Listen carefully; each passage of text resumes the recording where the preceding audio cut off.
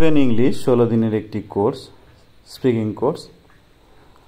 Greetings সাধারণ কথাবার্তায় সম্ভাষণের রূপ। যখন আমরা একে অপরের সঙ্গে দেখা করি তখন আমরা কিভাবে একে অপরকে অ্যাড্রেস করি বা কিভাবে কথা বলা শুরু করব সে বিষয়ে এখানে বিস্তারিত আলোচনা করা হয়েছে। আমরা ভোরবেলা থেকে দুপুর পর্যন্ত গুড মর্নিং বলি, আবার 1টা থেকে 5টা পর্যন্ত গুড আফটারনুন। কারোর সঙ্গে কোথাও দেখা হলো গুড আফটারনুন। আবার 5টা থেকে রাত 11টা পর্যন্ত গুড ইভিনিং বলে আমরা সম্ভাষণ করি। এবং বিদায় নেওয়ার কালে রাত্রেবেলায় কি বলি? Good night. এবং দিনের বেলায় গুড বাই, কিন্তু গুড বাই বিদায় নেওয়ার বেলা। রাত্রে বিদায় নিলে গুড নাইট, দিনে বিদায় নিলে গুড বাই।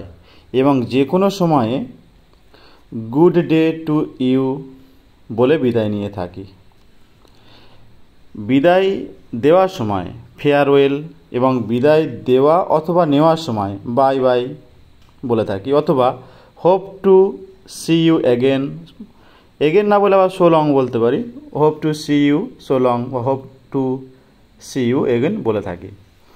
সেই সাথে ব্যক্তির সম্পর্কে উল্লেখ করে থাকি, যেমন good morning my father, good morning daddy, good morning dad, good morning grandfather, good morning grandpa. এই সমস্ত mother, mummy, daughter, uncle, aunty, child ইত্যাদি এগুলো আমরা যখন কাউকে সম্বোধন করে বলি তখন এগুলো বলে থাকি।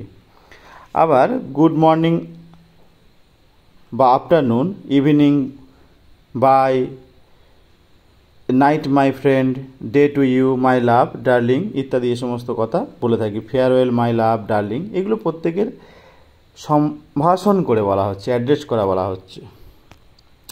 এটা প্রথম দিনে শিখলাম। দ্বিতীয় দিনে আমরা কি শিখব? দ্বিতীয় দিনে শিষ্টাচারে ইংরেজি রূপ কেমন হবে। যেমন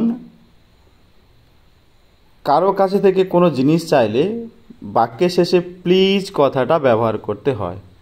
ছোট অথবা সমবয়সীদের কাছে give me your pen please অথবা ইয়োর পেন প্লিজ, মান্যবর ব্যক্তির কাছ থেকে ইত্যাদি ইত্যাদি এই সমস্ত কথাগুলো ব্যবহার করা হয়ে থাকে।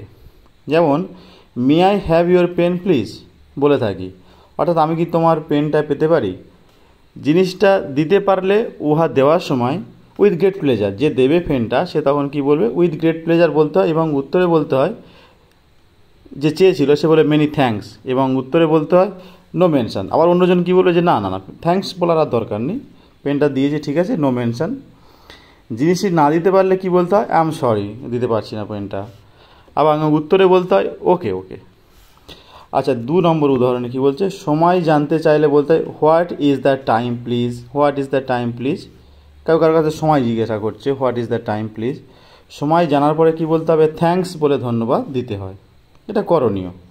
আচ্ছা, 3 নম্বর এটা প্লিজ টেক ইট বলে স্বেচ্ছায় কেউ কোনো জিনিস দিতে চাইলে সেটাকে দিতে হয়। উহা না লওয়ার ইচ্ছা হলে বলতে হয় নো থ্যাঙ্কস।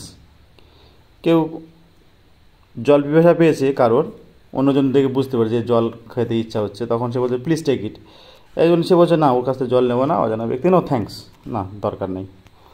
আচ্ছা, 4 নম্বরে শিষ্টাচারের প্রতীক হিসাবে বাক্যের শুরুতে সচরাচর উড লাইক কথাটা ব্যবহার করা হয়। কিন্তু মনে রাখতে হবে যে শিষ্টাচার অর্থাৎ ভদ্রভাবে।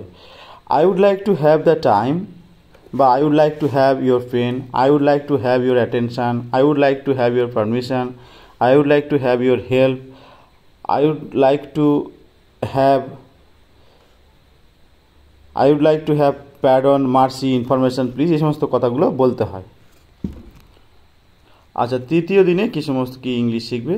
বিনয়শীলতার প্রতীক হিসাবে কিছু শব্দ, যেমন থ্যাঙ্কস ধন্যবাদ, ওয়েলকাম স্বাগতম, উইথ গ্রেট প্লেজার মহা আনন্দের সঙ্গে, আফটার ইউ আপনার পরে, নো মেনশান উল্লেখ করার দরকার নেই, ইট ইজ মাই প্লেজার ইহা আমার আনন্দ, ইট ইজ অল রাইট সব ঠিক আছে। একে কাউকে সাহায্য করতে চাইলে বলতে হয় প্লিজ অ্যালাউ মি। আচ্ছা, 2 সাহায্য না নিতে চাইলে বলতে হবে নো থ্যাঙ্কস। সাহায্য নেওয়ার সময় বলতে হয় মেনি থ্যাঙ্কস, নিলে মেনি থ্যাঙ্কস, না নিলে নো থ্যাঙ্কস। 3 কাউকে আগে যাওয়ার সুযোগ দিয়ে চাইলে বলতে হয় আফটার ইউ। উত্তরে বলতে হয় থ্যাঙ্কস, নো থ্যাঙ্কস। 4, কোনো রকম ভুল স্বীকারের ক্ষেত্রে বলতে হয় সরি অথবা এক্সকিউজ মি, প্যারডন মি, প্লিজ। 5, কারো কথা বুঝতে না পারলে বলতে হয় আই বেগ ইউর প্যারডন। মানে কোনো কিছু বলছে যে দোকান থেকে এই জিনিসটা এনে দে, তাহলে বলছে আই বেগ ইউর প্যারডন প্লিজ, বা রিপিট ইট, প্লিজ রিপিট ইট, এই সবচেয়ে ভালো কথা। প্লিজ রিপিট, আবার বলো কী বলতে আছে, এগেন প্লিজ, আবার এটা বলা যেতে পারে again please, please repeat it, I beg your pardon, যে কোনো কথা বলা যেতে পারে কারো কোনো কথা যদি কেউ বুঝতে না পারে। আচ্ছা, 6, কেউ ঘরের ভেতরে আসার জন্য may I come in sir, আমি ভিতরে আসতে পারি, লেট মি কাম ইন, দুটো হয় বলতে লেট মি কাম ইন বা may I come in sir বলে অনুমতি চাইলে উত্তরে বলতে হয় ইয়েস কাম ইন বা অফকোর্স, সার্টেনলি অথবা মোস্ট ওয়েলকাম, এগুলো কথাগুলো বলতে হয়। 7, নির্ধারিত সময়ে আমি কিছু করতে না পারলে আমাকে বলতে হবে, কি বলতে হবে, I am sorry not for making myself in time. আমি মানে কোনো কিছু নির্ধারিত সময়ে কিছু করতে পারিনি, তখন এই কথাটা বলতে হবে আই অ্যাম সরি, আমি দুঃখিত, not for making myself in time.